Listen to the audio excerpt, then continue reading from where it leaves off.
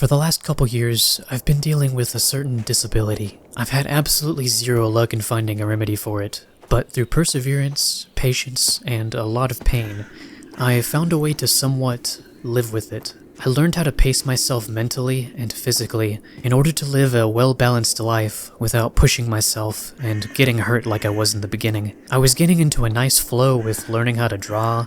I was making YouTube videos every 1 or 2 weeks. I was taking my dog out for walks almost every day, and I even streamed on occasion. But then, on top of everything I was already dealing with, a new problem came up.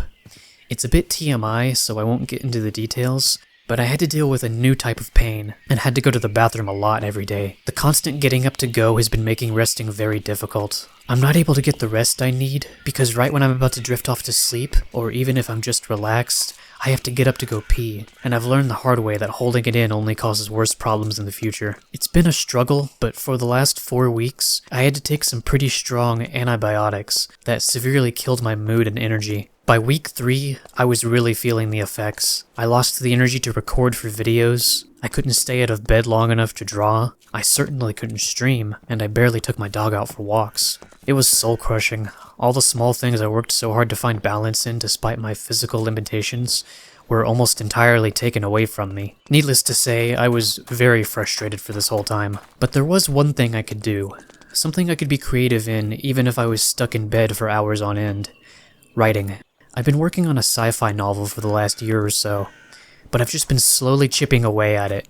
Occasionally, I would write for long stretches, but mostly, it was a very passive hobby. However, I needed something while I was on these drugs. I couldn't stand exclusively watching and reading other people's stuff all the time. I was just starving for creative expression. I needed some sort of outlet, so I did the only thing I knew I had the energy to do. I worked on my novel. It wasn't easy at first, making it my sole focus. It took me about a week just to get any significant progress on it. I needed to cut out social media entirely, except for YouTube, just to be able to get myself to focus on writing. And yet, I stuck with it, because I just needed to. This story is an unadulterated expression of my true self.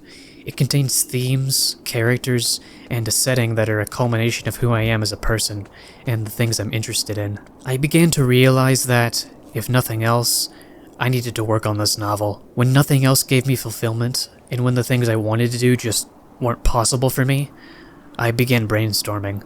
And this helped a lot. Writing this novel has really been helping me through this tough time. My problem is still ongoing, but thankfully, I took my last antibiotic yesterday, and I'm already starting to feel a little better. It's unclear yet if the drug made my new health problem go away, but I won't know for sure for a couple more weeks. But if I do start feeling better, then I'm excited to go back to how things were before this all happened. It won't be much, because I still have my disability, but it'll be meaningful. And I'm coming to accept that if I can just think creatively, then that can be more than enough for me. I haven't perfected this mindset yet.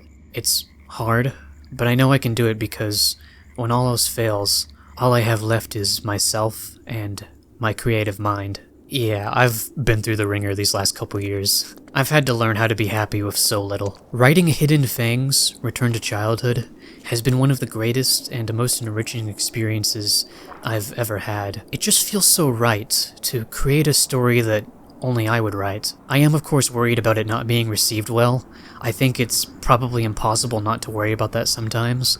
Hell, I'm worried that nobody's even going to end up reading it. But I know I'll at least be happy enough to have just completed the novel.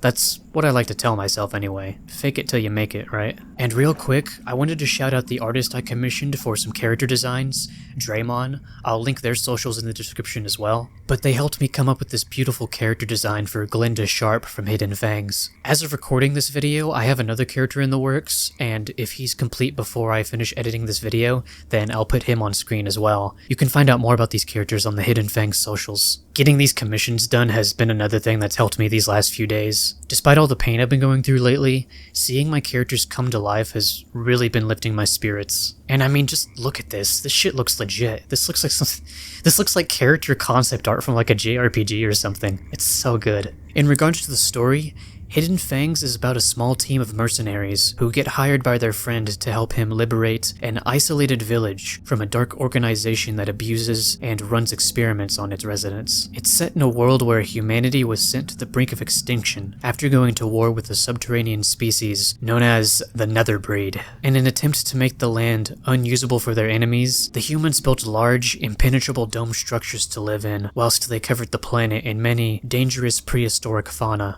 essentially recreating the ecosystem from scratch. This helped them in the short term, but hundreds of years later, where the story is currently set, the planet is still ruled by these animals. Humanity had been severely technologically crippled after the war, so taking back their land was a nigh impossible task, and to this day, they're barely getting by as a species. The aforementioned mercenary team specializes in hunting down human traffickers and dangerous cults who kidnap and torture the citizens of the domes. The story goes in very dark places that are frankly hard to write about sometimes, but I try to balance that with wholesome and lighthearted moments among the cast, who are an eccentric group to say the least. I was originally writing it to be very atmospheric and unnerving, but I can't help but write goofy characters, it seems.